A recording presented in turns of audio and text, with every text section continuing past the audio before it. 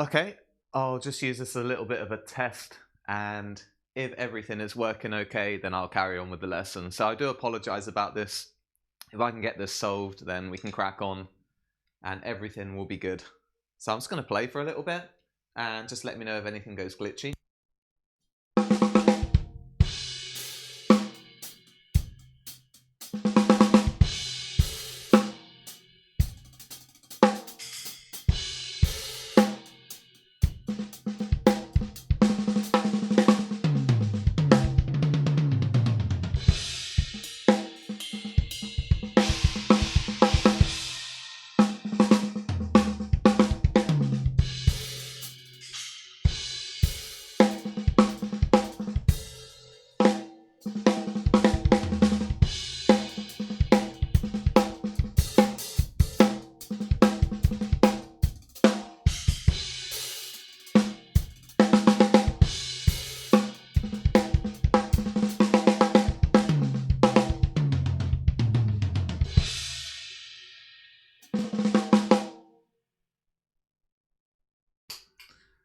So if there is anyone watching, please let me know if there's any more audio glitching like there was in the last stream. Just going to check everything is looking okay this side. So if you guys have any comments, then please let me know if anything glitches out. So Colin has said, so far so good, Lewis, thumb up. Okay, well, I don't think it's anything to do with the video, and I don't think it's actually anything to do with the sound that's coming in. It's possibly a Facebook problem. Chloe says, sounds good so far. I'm just going to play drums once more, and then I will crack on with the lesson and start over.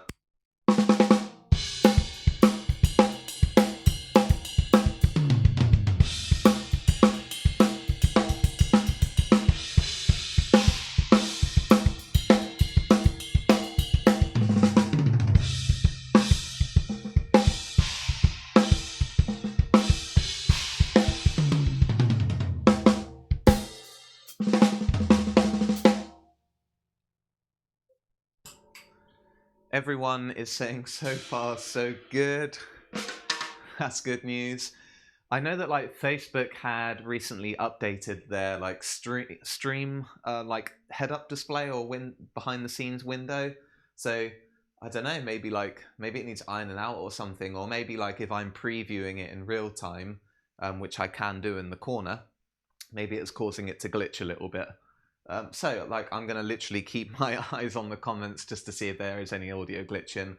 But if all is well, then let's crack on with the lesson. And I do apologize for those of you who turned up at 10 o'clock and we had basically 20 minutes of failing. So today's lesson is all about dynamics and pocket, okay? And for those of you who are joining and tuning in the Facebook stream description, not only can you find my social media links to places like Twitter and Instagram, you can also download a PDF with all today's sheet music on it. So I've written you guys some exercises that help you build dynamics in Pocket. And finally, if you do enjoy the stream and nothing glitches out, do consider doing a PayPal donation just to help me. And I'll be doing lots more of these as well. So hopefully you guys can benefit massively from this sort of thing. So you might also notice that I am actually back on my full kit as well, which is really sick. Like the Roland kit was really fun to live stream on, but I had to find a way of doing it with the full Tama kit and Sabian stuff. So shout out to those, Tama, Sabian, Evans and Promark. Hopefully you guys dig the lesson. So no one's declaring the audio sucks, so let's continue then. So we're going to talk about dynamics first. And I consider today's topic a more advanced topic because if you take like a young or new drummer, I think a lot of the time they concentrate on just the straightforward hitting or not hitting element of playing drums, and they don't worry about their dynamics. So this will help you grow into a more advanced player, a more musical player, okay? So dynamics is a musician's posh word for volume, and more, if we look a little deeper, it's more like intrinsic volume, and of course you can be playing loud, but you can do lots of soft notes within, and you can be playing generally soft, but occasionally play loud notes. So it's a little bit of a sliding scale, something that's kind of like the beholder of who's listening can judge that. So If we think about the dynamic scale, right the way at the quiet side, you've got triple P. P stands for piano, which is soft or quiet. So triple P obviously means whisper quiet, and it goes all the way up to triple F, F meaning forte, which is loud. So triple F would be the loudest that you can possibly play. And it has everything in between. So if you were to Google music dynamic scale, you'll see that. And that is an indicator of how a musician should be playing or portraying their dynamics and volume. Now, drums, we get taken the mick out of a little bit because a lot of people just think drummers are just hit, hit, hit, bash, bash, bash, very caveman. But actually there's so much to it. There's a lot of like nuance to dig and discover when you're learning and growing on the drum kit. And with this sort of dynamics, I like to imagine nice peaks and nice dips in your playing, and you end up with just these really nice human flowing drum patterns, which is fantastic. So I'm gonna just show you a very quick example of what dynamics might be just on the snare drum, okay?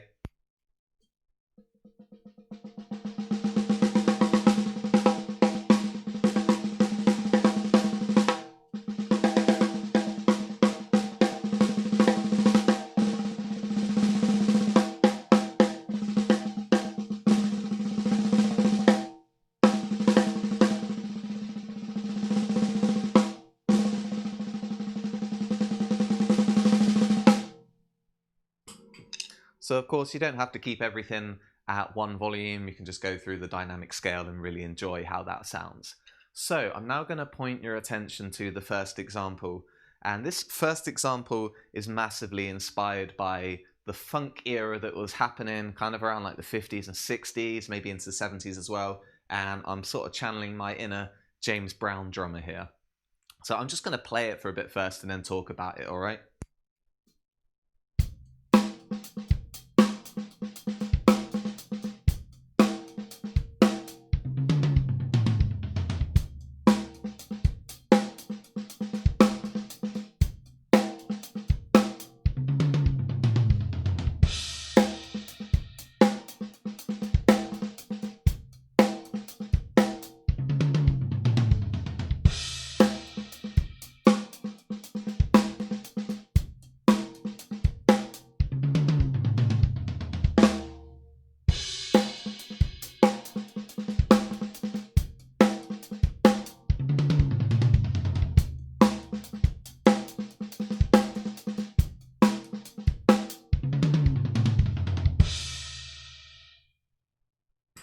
So there it was at two different speeds, and we're going to quickly talk about what makes that sound nice and dynamic and gives the nice feel of pocket, which is basically an abstract term for groove, making something feel good, okay? So first of all, my right hand is doing something called a two-step molar, which is going loud, soft, loud, stop. It's basically a two-step motion where you're utilizing your energy a little bit better, and one of the cool things about it is it gives you this like kind of like cool byproduct of sounding really, really nice. Loud, soft, loud, soft.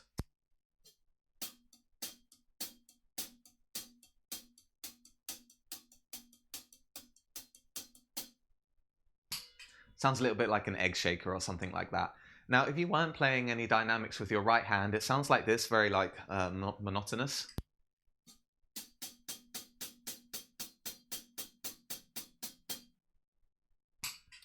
And that can be a little bit grating over time. So that's one way of how I'm unlocking a nice feel with this particular pattern, a two-step molar pattern.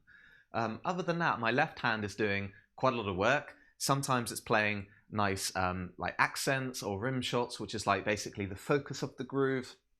And then a lot of the time it's doing little ghost notes as well, which is the notes in brackets, which are very much there for feel and to add to that like groove pocket effect where the hand is really low. So here's a rim shot and then here's a ghost note.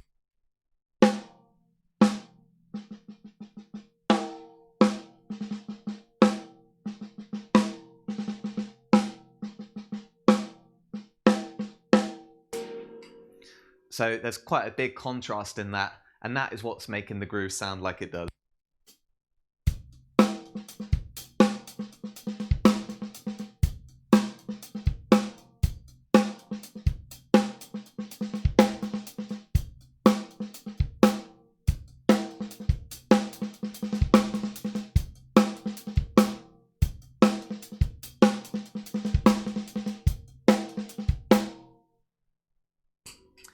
Awesome. So hopefully you guys enjoy the sound of that one. So I'm not getting any more comments about the sound, so everything must be okay. Not too sure how I solved it, which is a little bit of a pain in the butt when you're troubleshooting. But do let me know in the comments section. Just say, hey Lou, the video's glitching or the audio's glitching, and I'll see what I can do about it. Anyway, let's talk about the fill-in on this particular example then. So the fill-in sounds like it does because I'm trying to do like 2 soft notes on the toms followed by 2 loud notes like this.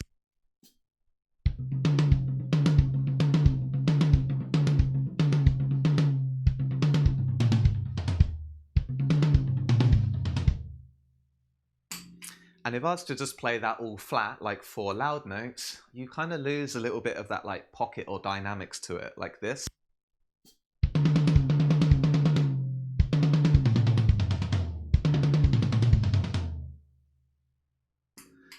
Now I'm going to do one after another.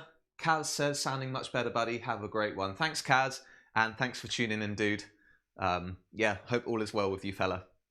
So I'm just going to go between the dynamic version and the flat version, okay?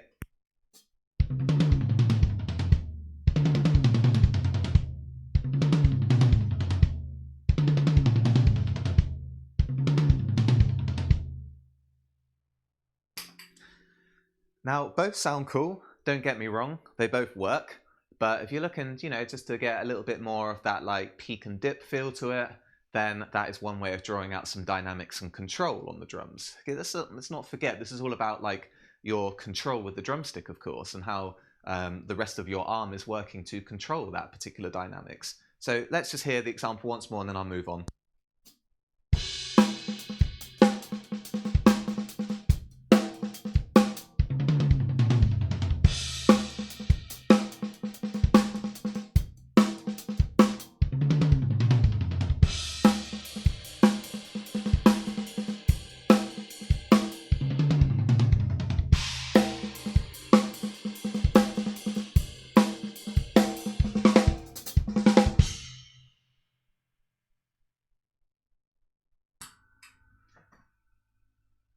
Okay, good stuff. All right, let's move on to the next pattern then. So you know what, this one's a little bit of a mission to explain, so I think I'll just play it first and then break it down from there. But I would have said a lot of the dynamics from this pattern is coming from the right hand and what it's doing in respect to playing a soft note and then a loud note, okay? So here we go, I'll do it slowly first.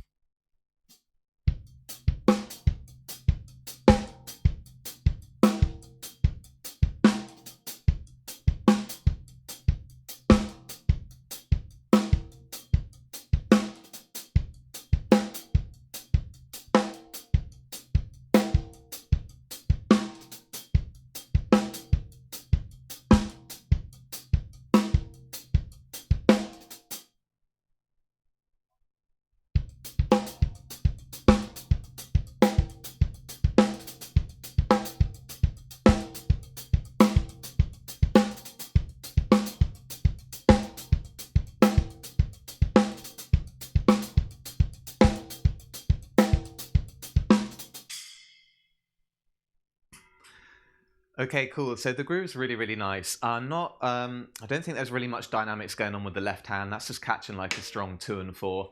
And the bass drum is doing something quite cool where it's playing a dotted fill throughout the whole pattern. So that basically means there's a bass drum every 3/16 notes right up until the end, and then it resolves itself, which gives it this like nice feeling of it always sort of falling into itself, and then it stood up right at the beginning of the bar, which is a really nice feel, okay? So other than that, how are we making this sound nice? Well, it's definitely in the right hand, which is also doing a couple of notes. I think it's doing 2 every 3. So you're going break, hit, hit, break, hit, hit, break, hit, hit. So that is also moving to the number 3. And we're doing kind of like an inverted 2-stroke molar where we're going soft loud, like this.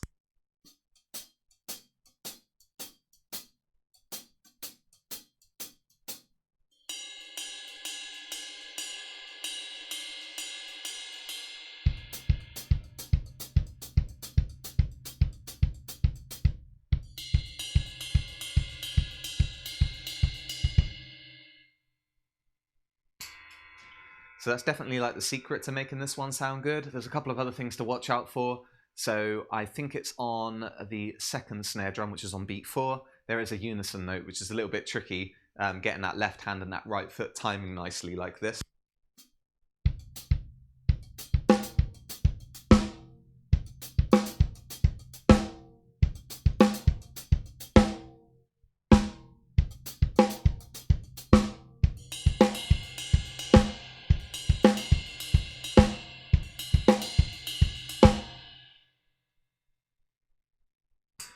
So yeah, that can be a bit of a pain, especially when I'm teaching that to some people. That note always comes up as a bit of a danger note. And then we're just ending it with this cool little like herta thing, which sounds like this.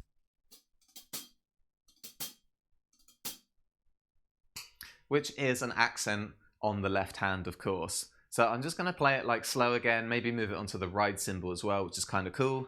And then yeah, that's all I had to say about that one, but it's really nice for building some of that like inner dynamics, all right? It's quite a tough one. It's quite a tough like polyrhythmic type pattern. All right.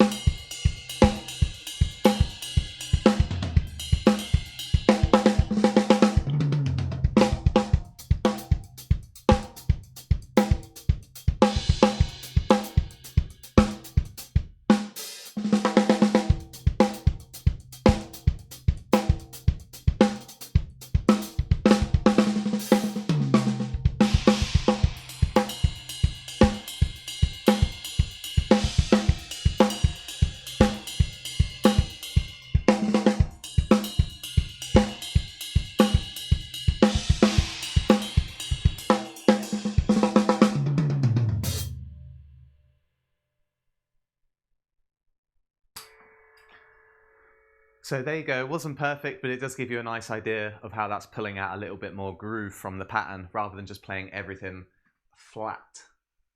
And don't get me wrong, there's nothing wrong with playing like flat rhythms. This is just, just trying to help you bring out a little bit more of that three-dimensional aspect of drumming, okay?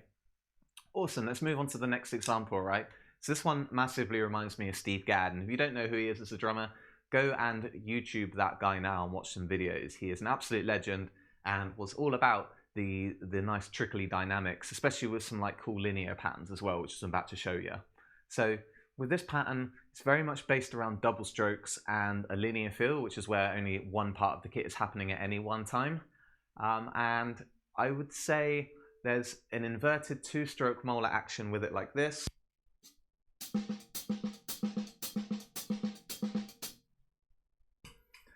That's like the core feel of this pattern. And other than that, a lot of the time the left hand is staying incredibly low. So the left hand is acting like a ghost note for the majority of the pattern like this.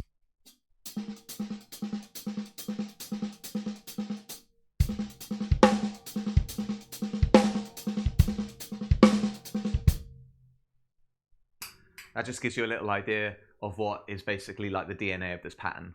So other than that, just watch out for where the bass drums are, and the ending's kind of nifty as well, where we do kind of like a 5-stroke roll like this.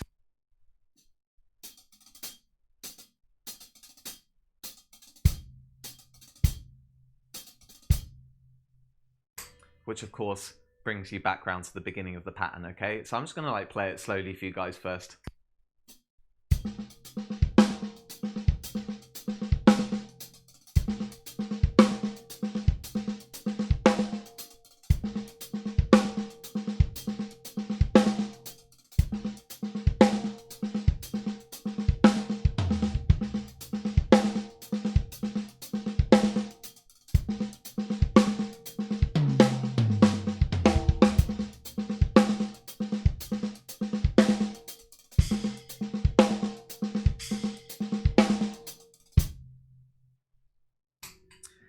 It's a really nice pattern. Playing it fast is quite tough because once you've done the roll at the end, you need to get your left hand down quickly and softly for the ghost note. So I'll have a try, but it's not really designed to be played quick, this one.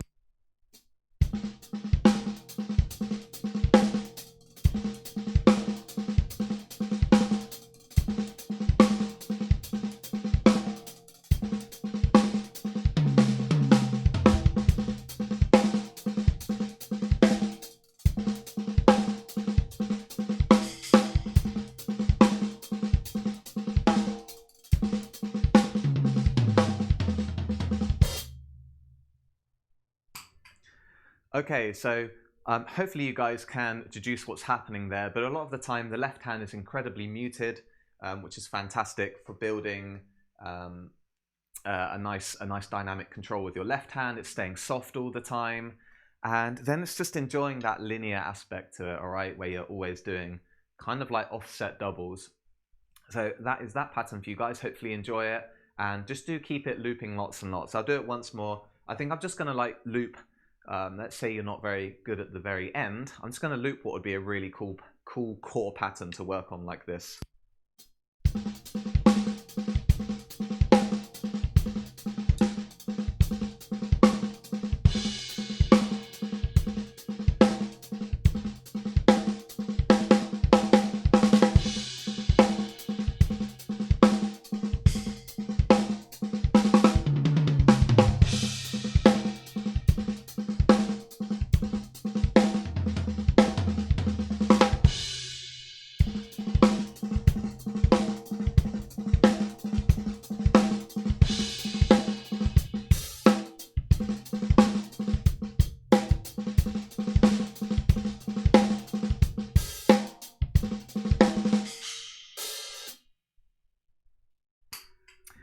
There you go, you guys can mess around with that one for as long as you need to.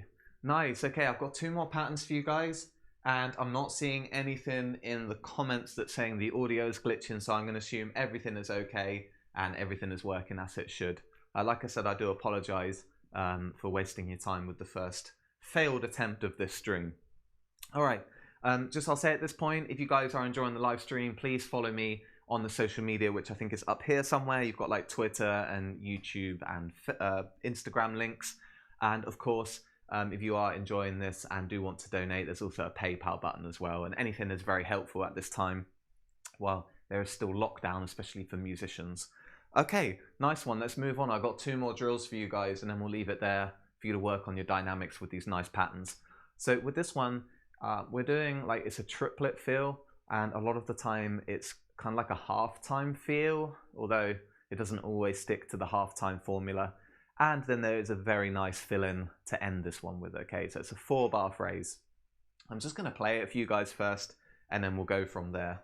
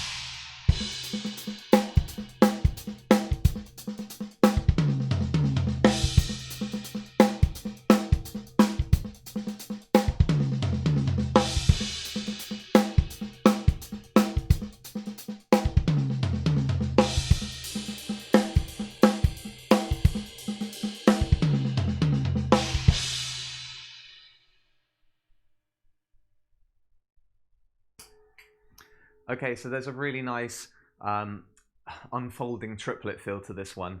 And I would say like there's kind of like a consistency to today's lesson in what the hands are doing, okay? So the hands are doing some sort of 2-step Molar action again. And they're doing what I'd consider like the essential pattern needed for a shuffle like this.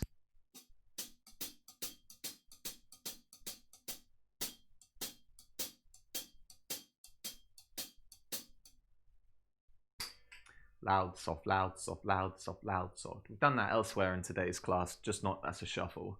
And then other than that, the left hand is having a few moments where it's playing ghost notes, and then it's also having a few moments where it's playing accents as well. So we've seen that formula as well today. So we're just seeing it like repurposed into a triplet feel. And if I just loop the first two bars again, you'll hear that in action.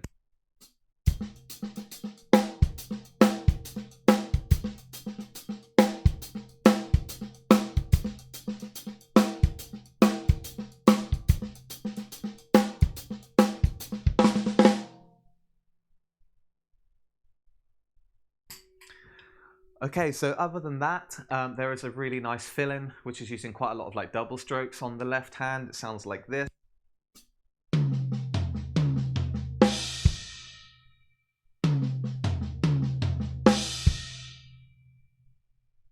And of course, the right hand is doing all the heavy hitting there, okay? I'll do it a little bit quicker.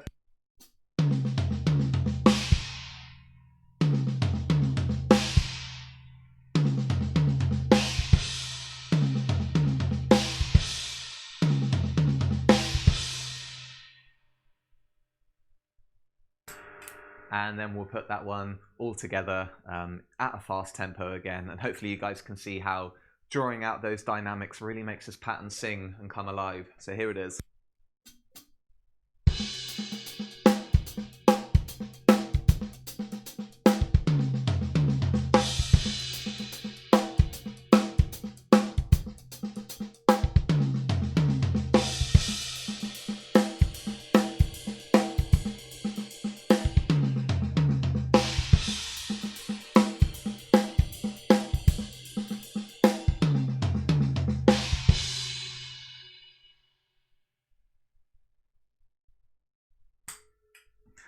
Nice one. So I hope you guys enjoyed that.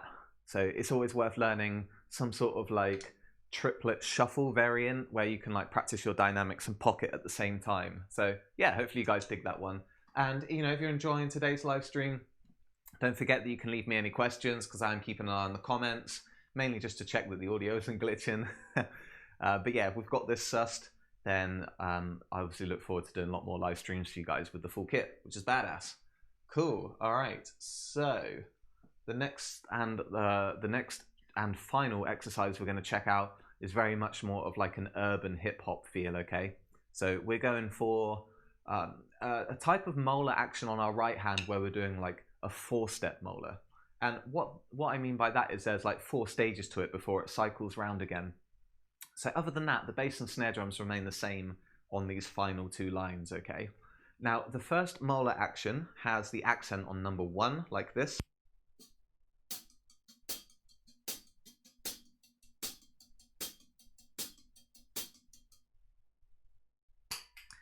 And then the second line puts the accent on the 3rd hi-hat, like this.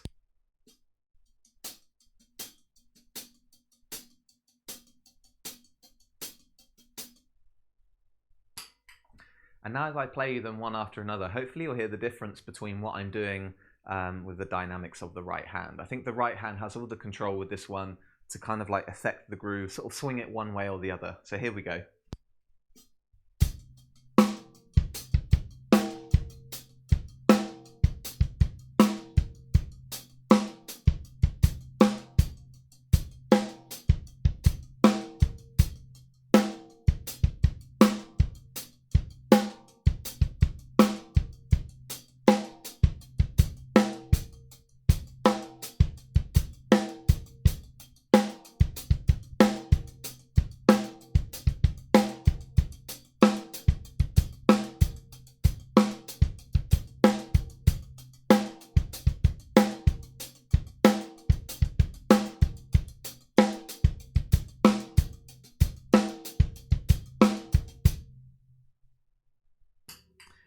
So hopefully you guys can hear and also see all the dynamics that's happened to be portrayed through the right hand to make this one come alive, and then to also show that there is a variation between these 2 lines or 2 grooves.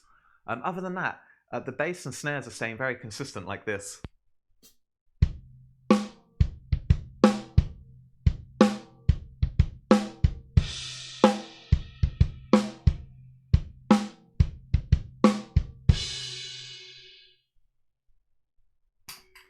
So the dynamics and the journey of this groove is very much in the right hand. So I'm going to play it again. I'm going to go like once on the hi-hat and then once on the ride cymbal, because if I've got a student who's finding this technique particularly hard and hard to hear as well as feel through the hi-hat, then I'll often get them to play it on the ride cymbal where the loud note is the bell and the softer notes are the bow. So you're always going bell, bow, bow, bow, bell, bow, bow, bow. And you've got this like nice target to hit, which gives you a different sound, whereas on the hi-hat, that is much, much harder to do. So let's just hear one version of the cycle hi-hat, one version on the ride cymbal, and I'll just flick between the two.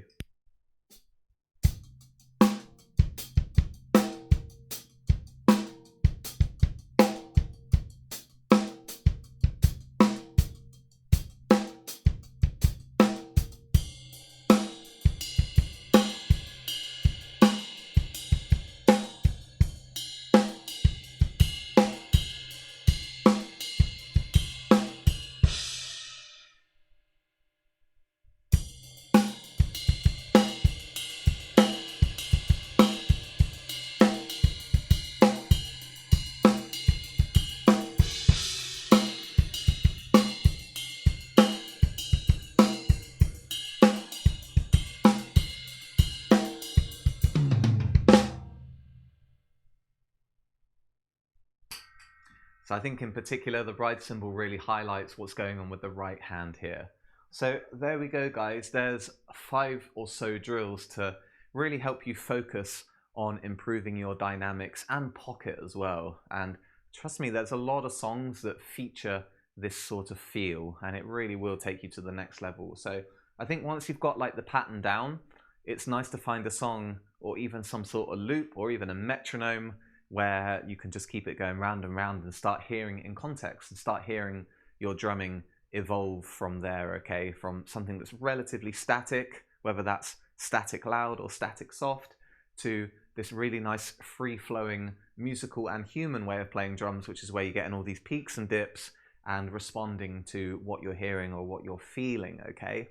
And I think that is the beginning, or one of the true beginnings of the adventure as a drummer, is starting to realize the power of dynamics and how you have quite a lot of control and impact, whether you're doing a solo or playing along to music. You have quite a lot of control and impact with just dynamics alone, okay? So hopefully you guys enjoyed that, and I'm hoping that the audio was much better. I'm sure I'll find out in a minute when I rewatch a few elements of this. So yeah, don't forget, follow me on the social media if you guys enjoyed this class. Don't forget that if you did enjoy it, then consider doing a donation through PayPal, and it will also be uploaded onto YouTube shortly as well. So if you missed any of this, then don't worry, you can rewatch it a little later on. So I think the YouTube link is somewhere up here.